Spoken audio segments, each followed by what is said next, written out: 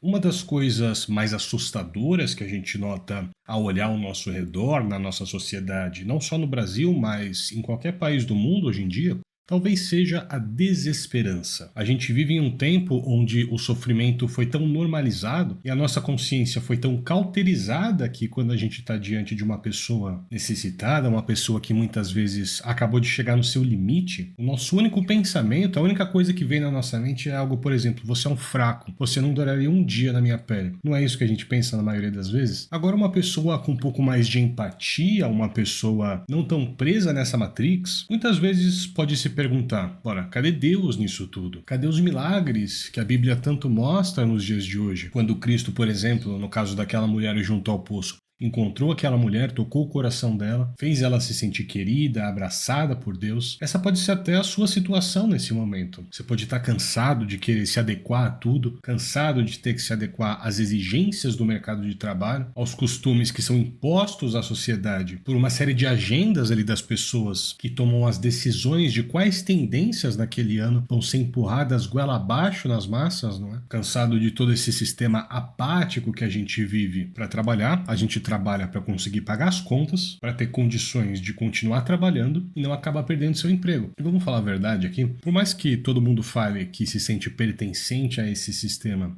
e que você quer o errado, por mais que mintam para você falando isso, a verdade é que ninguém se sente pertencente a isso. Isso não é uma coisa natural do ser humano. Isso é um sistema de escravidão. É uma coisa inventada para que todo mundo se sinta constantemente frustrado, mal consigo mesmo, marginalizado pela sociedade e perdido, vivendo ali um dia após o outro, perseguindo o vento, correndo a todo vapor dentro de uma roda ali como se fosse um camundongo, não é? Mas existe uma saída para isso. Uma saída que é pouco comentada porque não é tão interessante que ela seja difundida para o povo, afinal é uma coisa que liberta, é uma coisa que gera união e a união gera força, não é isso? Ao passo que a solidão, a divisão, ela enfraquece, mas existe uma saída com um poder tão grande que muitas vezes a gente nem imagina. E o melhor de tudo é que essa saída, ela vem direto do Altíssimo. Eu queria começar o vídeo de hoje com um testemunho de algo que aconteceu anteontem mesmo, quando eu tô gravando esse vídeo. E eu não ia nem falar sobre esse tema hoje, na verdade eu ia falar um pouquinho sobre Gideão e seu exército de 300 homens, mas essa palavra era tão importante que eu não poderia esperar mais para transmitir essa mensagem. Então eu adiantei todo o meu cronograma para encaixar esse vídeo aqui,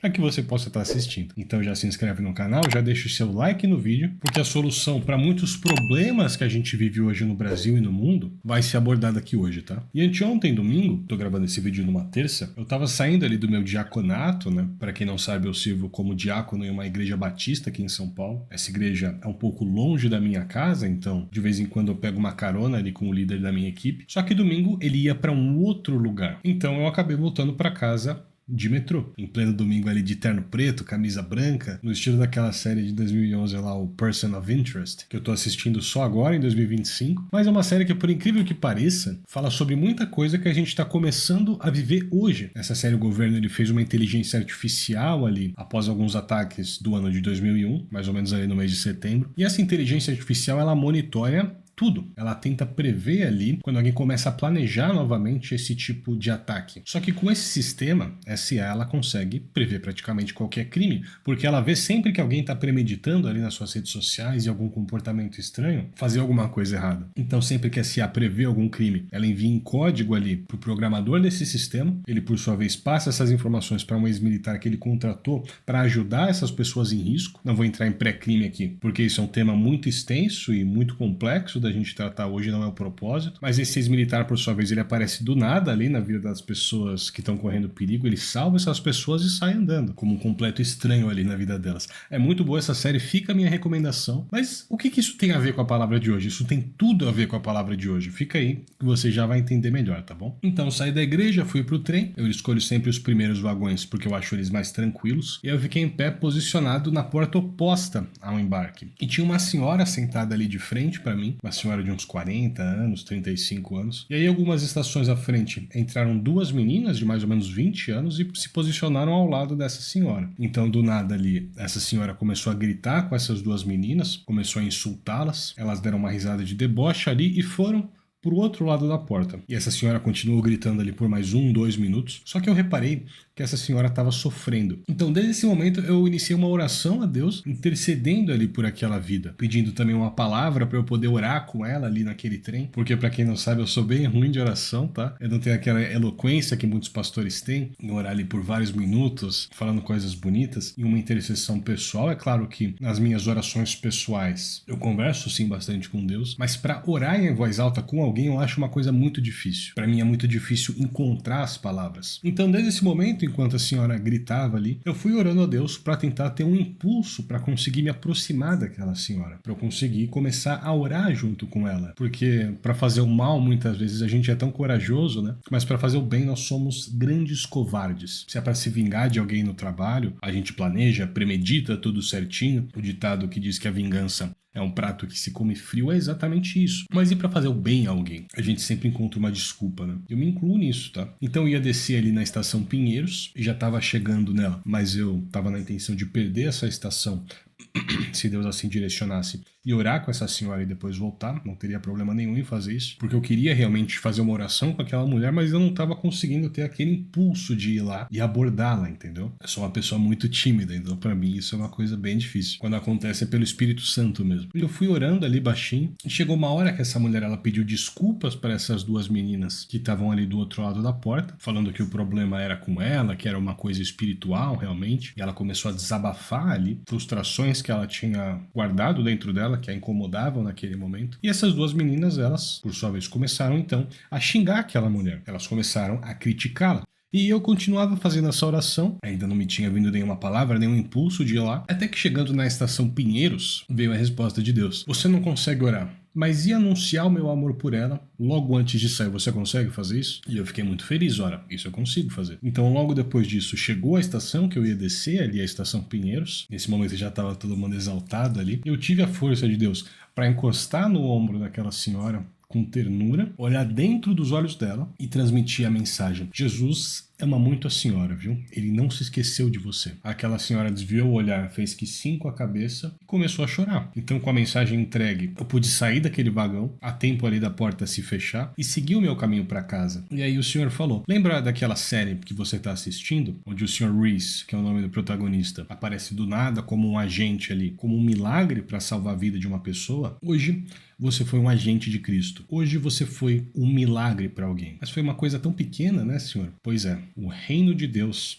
é como um grão de mostarda, que é a menor de todas as sementes, mas quando cresce é uma das maiores hortaliças e se torna uma árvore de modo que as aves do céu vêm fazer ninhos nos seus ramos. E quando a gente aceita o chamado, parte do nosso trabalho é exatamente esse. Por mais que uma oração eloquente seja bonita de se ouvir, muitas vezes uma simples palavra e um abraço acolhedor fazem muito mais diferença na vida de alguém. 2 Timóteo capítulo 2, versículos de 3 a 5, dizem o seguinte: Sofre, pois, comigo as aflições como um bom soldado de Cristo Jesus. Nenhum soldado em serviço se embaraça com o negócio desta vida, a fim de agradar aquele que o Altíssimo alistou para a guerra. Igualmente, o atleta não é coroado, se não lutar legitimamente. Um bom soldado de Jesus. Esse é o agente de Cristo. Perceba que o texto fala de aflições. Jesus já falava, no mundo tereis aflições, mas tem de bom ânimo. Então o bom soldado de Jesus, ele enfrenta sim batalhas na sua vida, ele enfrenta lutas, tribulações, desertos, aflições, mas ele combate o bom combate da fé. 2 Timóteo 4 traz exatamente essa ideia. E quem é o agente de Cristo? O agente de Cristo é diferente do crente agente secreto. O crente agente secreto é uma pessoa que esconde a sua fé. Ninguém sabe que ele é crente. Ele vai trabalhar, ele sai pra zona com os amigos, ele faz todas as coisas seculares normalmente, aí aos domingos ele inventa uma desculpa ali pra ir pra igreja e engana todo mundo, ele vai à igreja sem ninguém saber disso e segue uma vida paralela. A vida de crente é totalmente diferente da vida secular dele, de modo que as duas não se misturam.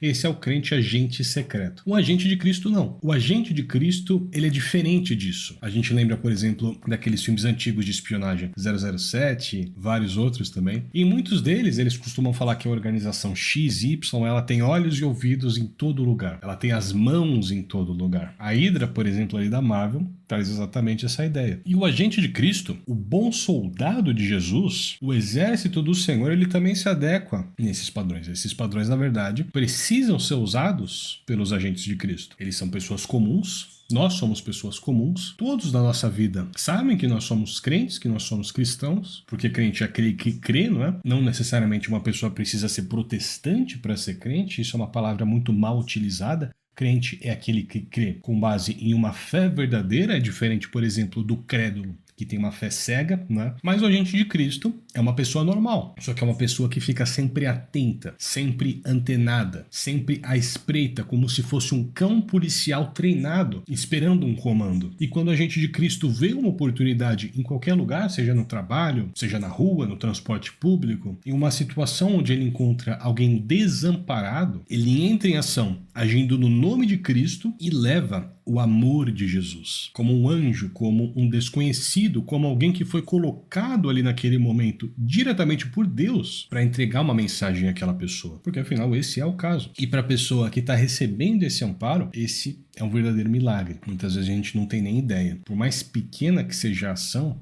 é como um grão de mostarda. E os milagres de Deus, eles nunca são a esmo, né? Eles sempre se adaptam a uma necessidade atual. Por exemplo, quando o povo hebreu precisou de um libertador, vieram as 10 pragas do Egito, o Mar Vermelho se abriu. Quando eles precisaram de comida e não tinham como plantar, caía maná do céu e eles colhiam sem o plantio. Quando Deus precisou ser levado à Assíria, Naamã, o general sírio, foi curado. Quando Cristo precisou demonstrar quem ele era, ele fez todas aquelas maravilhas, não é? Mas e hoje em dia?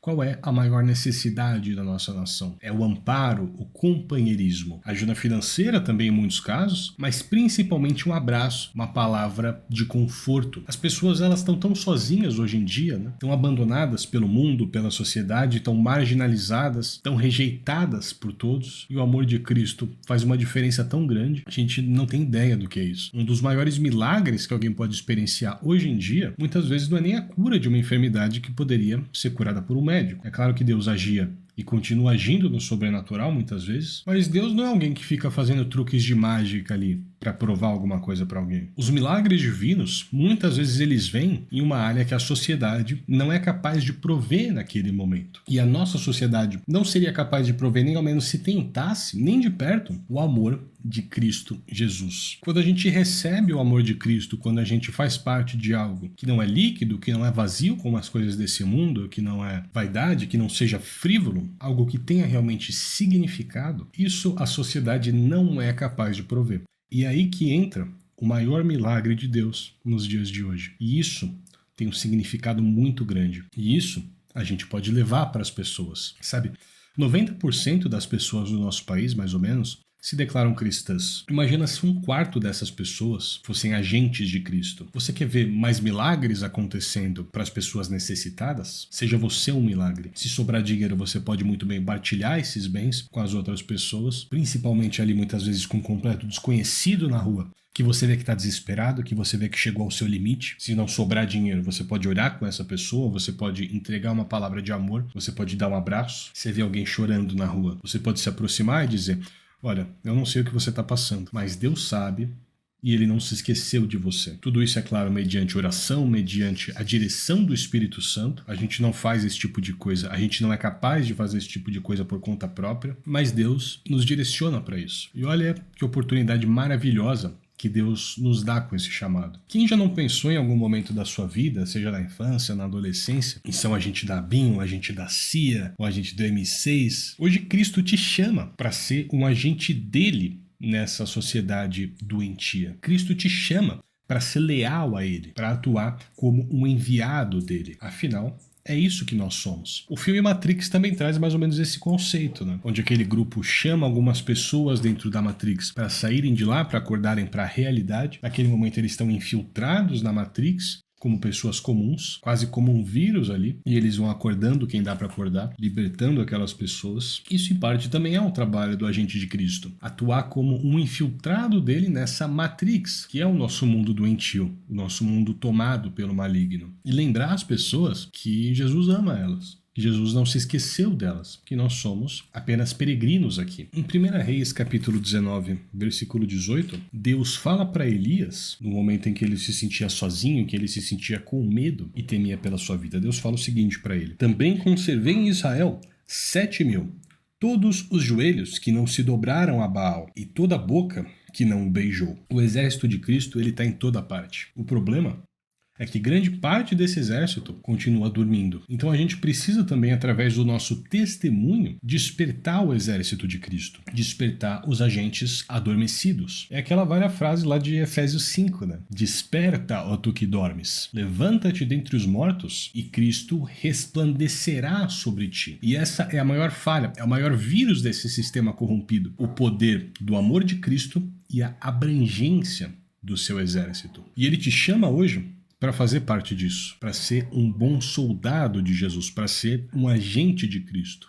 Você aceita esse chamado? Eu termino essa palavra com 2 Timóteo, capítulo 2, versículos 22 a 26, que diz o seguinte: foge também dos desejos da juventude, segue a justiça, a fé, o amor e a paz, como os que, com o coração puro, invocam o Senhor e rejeita as questões insensatas e absurdas, sabendo que produzem contendas. E ao servo do Senhor não convém contender, mas sim ser brando para com todos, apto para ensinar, paciente, corrigindo com mansidão os que resistem, na expectativa de que Deus lhes conceda o arrependimento para conhecerem plenamente a verdade, e que se desprendam dos laços do diabo por quem haviam sido presos, para cumprirem a vontade de Deus. Então seja um agente de Cristo. Seja um milagre no meio da escuridão. Você quer ver mais milagres na sociedade? Jesus te chama para ser você um milagre ambulante. E hoje é isso que eu tinha para dizer. Lembra de deixar o like, de se inscrever no canal, o seu comentário também me ajuda muito.